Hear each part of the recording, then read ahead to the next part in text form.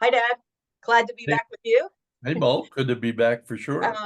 Had so much fun in our last kind of start of this whole thing, and already shared some of this great content with family members, and they really appreciated it. So I'm learning a lot, and thank you for indulging my interest and desire of learning your background and your history for posterity's sake, because I know you and I both have that interest to record and Yeah. build our own memoirs, write the stories, that kind of thing, biography.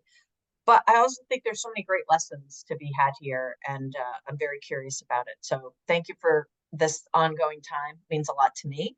Um, so the last time we talked a lot about kind of the early childhood, elementary education. We talked a little bit about high school and the changing of friendship groups. Talked about that. What I was hoping we could talk about today, focus on is y- you know, here you are, junior, senior in high school, being raised by a family who's in the farming industry, and that's all they've known, right? And so, uh, what do you think? I really want to explore what you started thinking about at that stage in life relative to what was coming next. What you would think about in terms of, is college even a play at that point? Military, things like that. Is going back to do farming even an option? So I just want to really explore that period of your time, Sure. and then I'd love to really start with where your mind was there and how you thought about things, and then just kind of follow it as it unravels through what actually happened, and Okay. whatever you're comfortable sharing. Does that sound good? Sure. Great. Absolutely. Awesome. So yeah, I'm wondering when you started thinking about what would happen after high school. Was it sophomore year? Was it junior year? Was it senior year? Like, how much of a planner were you at that time? Do you recall? It's funny, and I happen to live with a lady, Mary Panic, who was driven through high school, became a valedictorian, went to majored in chemistry, and Yeah. went to MIT on a fellowship, and got her Well, PhD. went to Penn undergrad with And you, undergrad, right? she was summa cum laude there, magna cum laude, whatever the highest one. And I mean, she was driven, and but a good person and a good personable person. I was the opposite. I can't. I think I evolved. I don't know that I was a person who, for whatever reason, said, this is exactly what I'm going to do. I'm going to go these steps. Right. And I've become a person that can do that when things need to be done now. But in Sure. my life, I went along and I got exposed to other things and then other things, and then that make opened eyes. And so, I mean, I think that the college thing, nobody in my immediate family had gone to college. My mom and dad graduated, went to eighth grade and 10th grade, and they were farmers, and they left and went to work on a farm. So it wasn't a something that we did, and we didn't certainly never talked. I think about these days, and families have their kids and trying to plan out what getting them into the college they want and stuff. I And mean, well, their parents were farmers too, Dad, right? So they're oh they're yeah, a we've been product of their upbringing in that regard, farmers very for much, right? hundreds of years, probably in Hmm. Germany, that Yeah. part. So when you have modern day families, we didn't talk. They go and deal with how we're going to get into college, all that stuff. We didn't. We never talked about any of that at the dinner Yeah. table. So it Sure. wasn't a topic. So somewhere I was a good student. I mean, I probably mentioned it before. So Hmm. I got like my 1B in sixth grades in one semester. I mentioned that frustrated me. But Hmm. so when I got to junior high, I went to town, West Hazelton. I got some more B's there, and Hmm. part of it was, I think, just getting comfortable with all these odd people that I didn't know. 6 years with people I knew in a place where I knew. Now I'm in a town where the majority of the people in the class I didn't know, different backgrounds, there were people, different ethnics, and the whole What thing. was odd about it, Dad? You're acknowledging it, but when you use the word odd, like what does that mean a little bit, to give a little more color to that? About I'm sorry, what? You said I was with all these odd people, and so what was odd about it? Because they weren't farmers, and background wise, and didn't come from the same kind of Yeah, I family. mean, well, I would say the ethnic things that showed up, and most noticeable were Catholics because I didn't really know. I had two friends I played with, two boys, but they were Catholics, but that never emerged. We were Yeah, 10 years old or something. right, you didn't So, talk about that. so these people, some of whom came right from a parochial school. So that was, and then they'd show up with ashes on their forehead as one day of the year. And the whole thing was odd. And then most of them seemed to know each other, and the teachers seemed to know them already. Mm. Even so, and they knew their families, and they didn't know me. So that was just odd to not be known and to have other ones known really well. So Yeah. Dad, what year is this? this Can you was, set the time frame? well, if that would be seventh grade, so that would be about 13 years old. That would be about 56 or something like that. Sick. I also think it's worthwhile to share with anybody that watches this that I seem to recall, and I think you would know much better, but growing up in Northeast PA, there was ethnically cultural based towns, so religiously people kind of stuck together and culturally, like this town is for Polish and this town is for Italian and this town is for German. Is that accurate? Do I have that right? Yeah, see, so where we lived, which is outside of Hazleton, Pennsylvania, Mm-hmm, that became a coal town. And mm-hmm, the majority of the population there that all came in as immigrants to work in the mines were a lot of Eastern Europeans. So mm-hmm. each of them brought their own flavor of Catholicism. So there were in the town of Hazleton, about 10 miles from where I lived out in the valley, Mm-hmm. there was Polish churches and Lithuanian and Greek Catholic and Irish Catholic and so forth and so forth. In the valley where I lived, that had been settled by Germans over the years. And so we were Protestant. I mean, remember, Right. So it was very like enclave-ish in a way. And so you just yeah, didn't have exposure to that. And so that's why it felt odd or different yeah, we to didn't you have as a a seventh Catholic grader. church in our part of the valley at all. I Sure. remember my parents talking when it was announced the Catholic Church was coming. It was almost there goes the neighborhood. It was like, what? Right. So Yeah. that would be the equivalent, I guess, to what people dealt with when other races moved in. But Right. so getting out into town where the school was, nearby there was a parochial school that would be all Catholic, and a lot of the kids were Catholic, and others who were Protestant. But the city was made up a lot of children of people who were immigrants who came to work in the mines. So Sure. that Okay. was just a whole Well, different. yeah. Thank you for sharing that flavor because I just think it's important. It's um the melding of culture and religion hadn't it was just starting to go for you. So I think all the racial challenges that we've had in the US, not that I am know all of that, but this is almost like the beginning of some of that experience. Yeah, So we had no black people there. So I mean, I yeah, don't think I ever met a black person until I was in college. So I mean, right, so it sure, wasn't even a right, topic. right. So Just didn't have that exposure. Okay, so there you go. I think that the academic things happen. So I was a good student. And oftentimes I guess I got bored. So when I got the science courses were the best at junior high and high school, I found them a lot. I also liked English and history, and so I was a good student. I think the thing that got me interested more in college was I started reading science fiction books a lot, and I read those. I didn't read classics. I read science fiction and adventure, and I read some history. Drums Along the Mohawk, French and Indian War. So I started working with an astronomer from Penn State outside of school when I was like a senior. There was a Penn State campus, and he was an astronomer, and he invited me to his house, and we would look through his telescope and stuff. So that was Wow, my I never first. knew that. That's so cool. Where was that? In Penn State Hazleton's campus? And so he lived in Cunningham, and his name was Wow. Gilbert Ward. He was a professor, and he invited me to come to his house, and I got my first look at the stars, and I Wow. saw some satellites go behind Saturn and come out the other side a little while later. Wow. And so that was my interest. And so I was into all that. So Hmm. I read Einstein when I was in high school on my own and Hmm. did all that stuff. And when I went to college, ultimately, I thought I was going to major in astrophysics.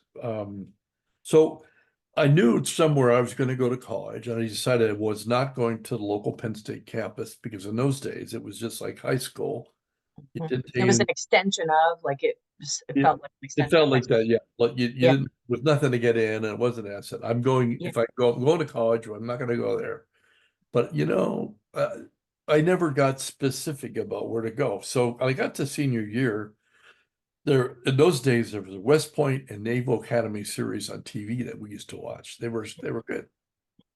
So I decided, well, maybe if I go to a military academy, then I get a college degree, and I could major in stuff, and I wouldn't have to pay because we didn't have money. So no one said to me anything about scholarships. Wasn't something that was brought up. So I decided to go Air Force Academy, and When was that decision made? probably senior year, And I that's what year? that would have been 64. I'm sorry, 60 to 61. Okay. On the say of the fall of 60, I'm going to bet I made application, but in order to apply, you had to have a congressional nomination. So I must have written to our congressman. Now had no political pull. We were just my parents just worked on the farm. They didn't, so somehow when my letter must have been accepted by the congressman, Dan Flood, and lo and behold, I got his nomination, which is they get Wow. a certain number a year to go to the Air Force Academy. So then I went to Olmsted Air Force Base down by Harrisburg, spent 3 days going through physical and mental tests there. And for 3 days while I was in high school, and then wait to hear if I got accepted. So Where's the Air Force Academy based at? this was Olmsted Air Force. It was near Harrisburg. Okay, Harrisburg. Oh, I'm you said sorry, that. the Air Force Academy is in Colorado, Oh, Colorado, Colorado. Colorado Springs. And Okay. in those days, it was new.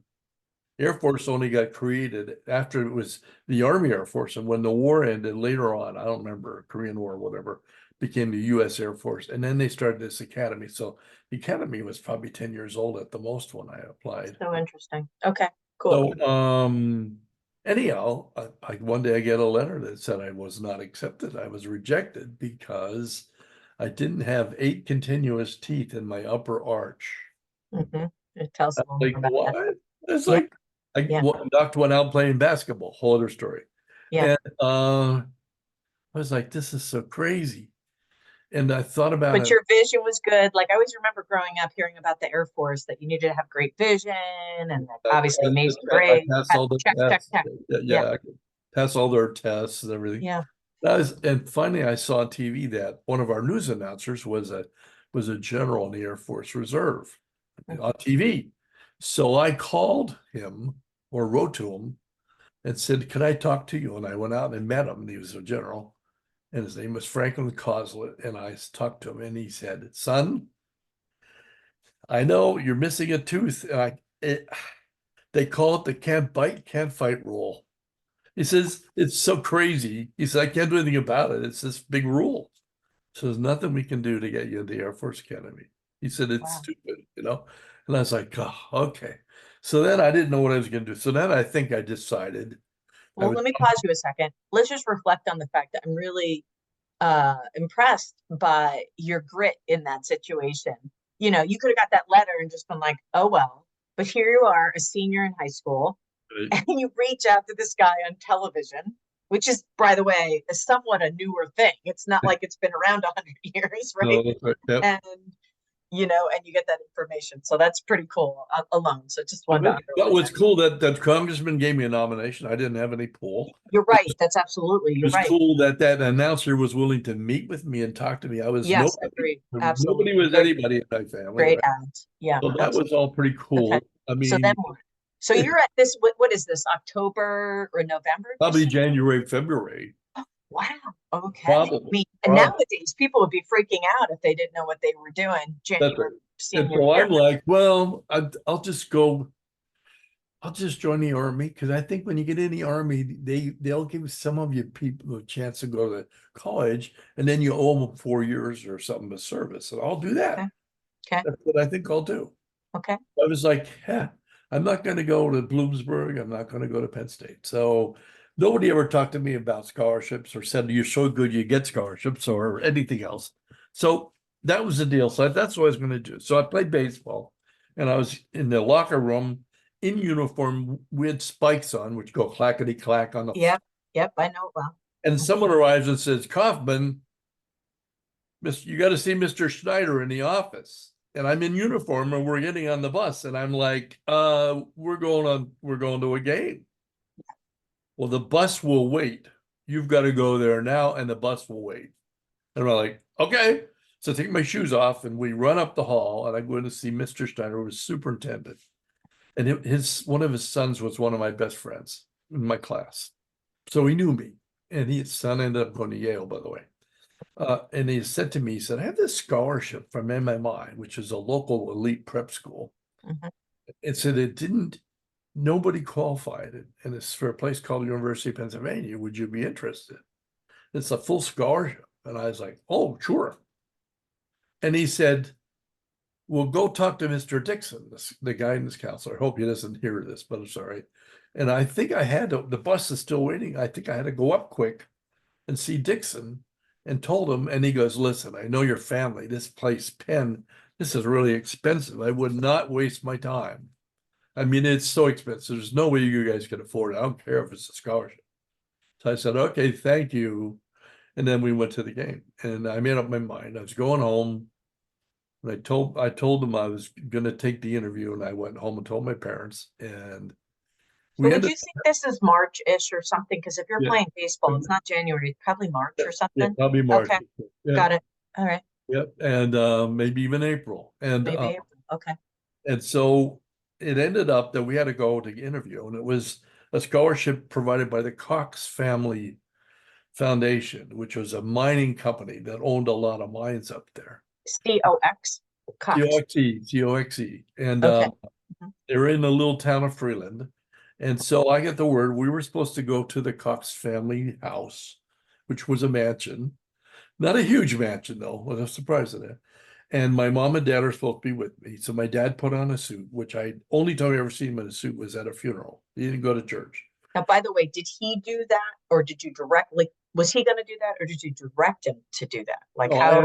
I think I just said, I need you guys to go and I need you, Dad, I think I need you. I must have said you need a suit. Somehow that came out. Okay. And so Mom dressed up and we show up at this house and a butler opens the door. Now, my dad works on a farm. My mom was a farm wife and then she cleaned houses for people that she thought were rich. Mhm. These people were a lot richer than the houses she cleaned Yeah. cleaned houses for. Dad, So before you go, yeah. I'm really curious. Do you remember how you felt going to that house? Like, on the way there, because driving to Freeland is a chunk of time back then. It's not 10 minutes away. So I was just excited about going. okay. All right, great. wasn't Open, afraid. excited, not stressed, whatever. Yeah, I Okay. don't remember being afraid. I was all, and when the person answered the door, I go like, "Cool." We didn't say Okay. cool. Cool came out in the '60s, but I thought that's a neat. So we go in, and we sit down in this room with a table, and a maid comes in with a tea service in a maid outfit and serves tea to us, and we meet the Cox family, or who I don't even remember who we met, but there was a lady, and I imagine some others. And there's a lady that's famous, if you did the history back then, she handled all this. So they just interviewed us and then we left. And Do you man, remember anything about the interview at all? I'm just curious, like what kind of question would someone who I had the don't know. power to grant you that would ask?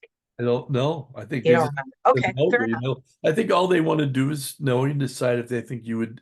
It's interesting that they Like gave if you were serious and like if you would really like give it its go and stay committed and well, that as kind we talk about this, the thing that was interesting is that scholarship normally went to MMI students who yeah, were people that were wealthy enough, which were a very small group, right. to That's a send their private school in Freeland, private right? school Freeland with 10, 12, 15 students in a year and a Right. graduate. Hmm. So that they would have a scholarship going to someone else who's not of that particular group. Yeah. It's clearly not of that group, how we showed up, And so that's interesting idea. So anyhow, one day I get a letter from Penn. I still have it listing how much you've been accepted. Here's how much you're getting. And I got a full scholarship. I got tuition, a room and board. I got a full scholarship from them and a senatorial scholarship and a job, which was fine with working. A work study job. That wouldn't call work. It was just a job. I worked in the dining hall, but Okay. so the whole deal came in. It was like $1,650 is all it was for 1 year. It Oh my God. was a 4-year scholarship.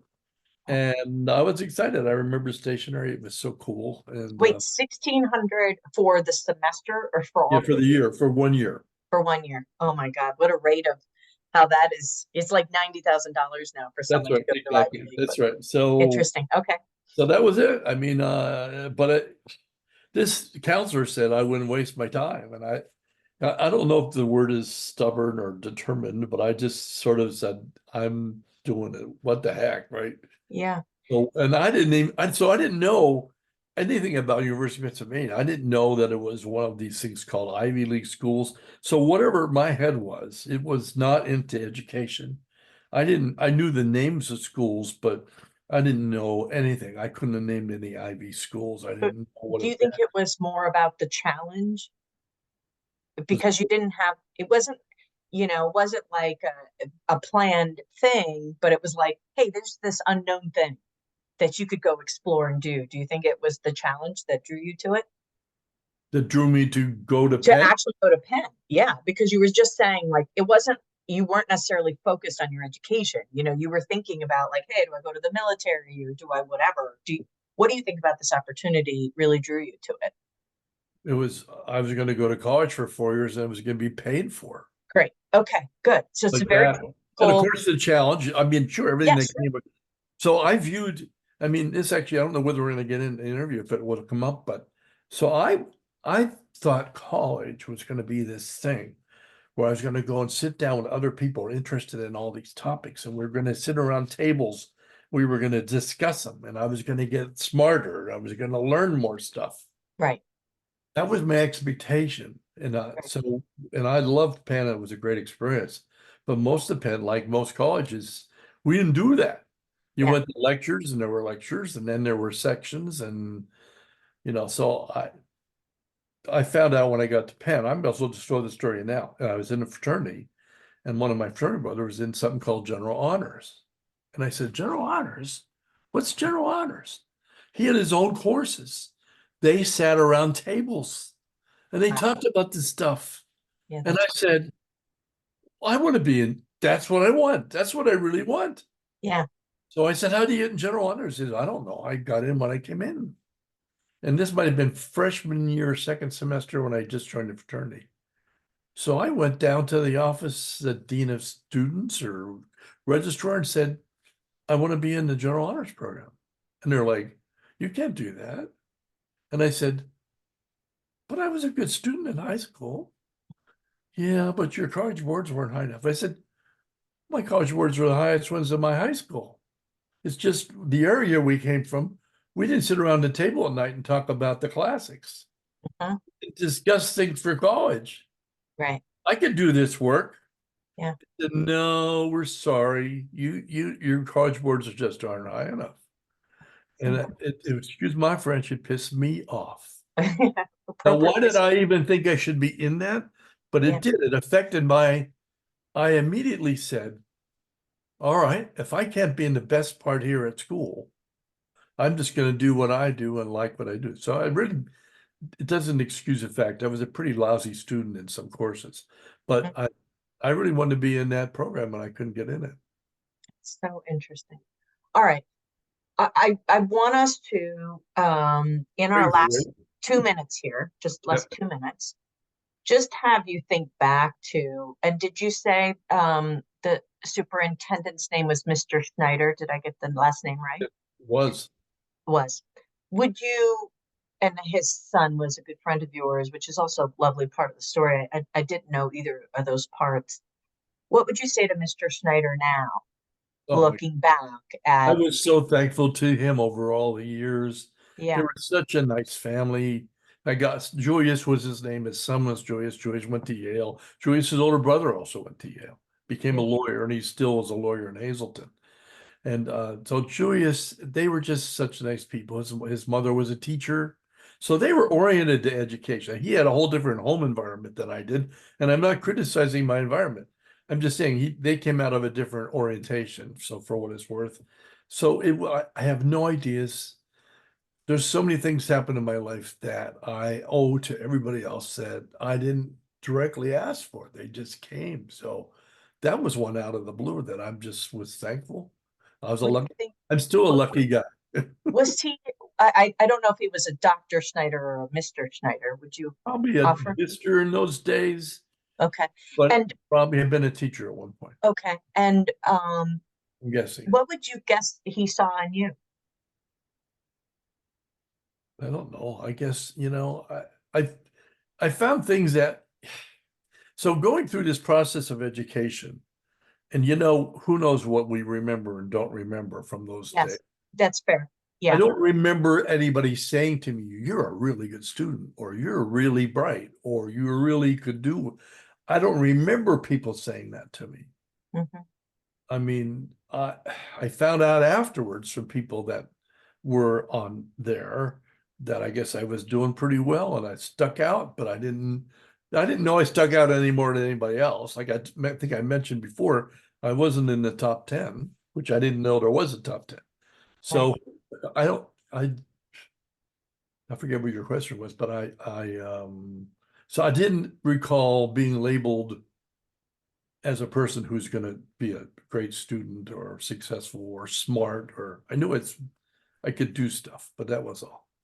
Yeah. I just think it's beautiful how these people in our lives see something in us that we maybe don't even see in ourselves or know about ourselves.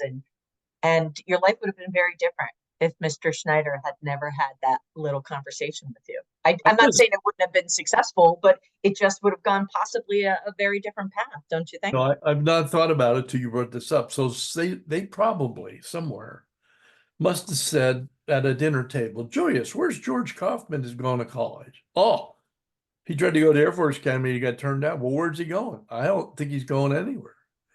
And they just said, well, that's a shame. He's a good student or whatever. And then this scholarship came in and they go, ding.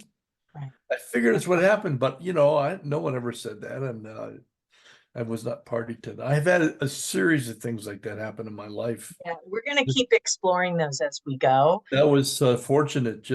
For me, it was fortunate because, and let me just make this comment. I know we're going to talk about a college, but I ended up going to a college where wealthy people's kids went. Mhm. And even though I may say this again later, I remember walking past Wharton School and seeing a limo pull up. I don't think I told this before. And I saw a big black limo and a kid jump out with a t-shirt and jeans and books and get out of the limo, the back seat, and walk into school. And I was like, wow. So these are kids going there with limousines bringing them to school, Right. and others who were there whose parents could do that. And, I just, what I discovered by being there was that all those people were just normal people. Hmm. They might have a better start because their parents had done whatever. Sure. Dag nabbit, they put their pants on the same way. You heard that's a Yes, I've heard you say that. overplayed deal, but man, it was so reinforcing to discover Hmm. that they weren't like my mom would point to the houses of the rich people. They weren't any different than we were. Hmm. Hmm. To this day, and I think it's good. I am not intimidated by anybody or anything. And I think it's because of where I came from and what my experience has been. Of I have course. no trouble talking to anybody. I don't care who it is.